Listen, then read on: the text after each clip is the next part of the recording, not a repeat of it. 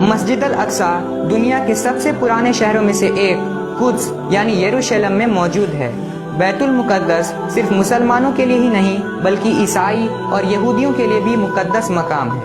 یہودی اسے یوں مقدس سمجھتے ہیں کہ یہاں حضرت سلیمان علیہ السلام نے عظیم و شان عبادت گاہ ہیکل سلیمانی تعمیر کروائی تھی۔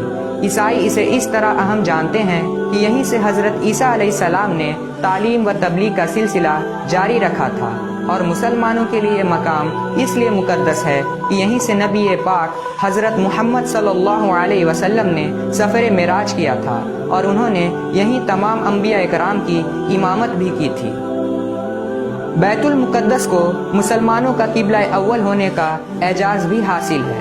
ہجرت کے بعد حضرت جبرائیل علیہ السلام نے اللہ تعالیٰ کے حکم سے مسجد قبلتین میں دوران نماز حضرت محمد صلی اللہ علیہ وسلم کو مسجد الاقصی سے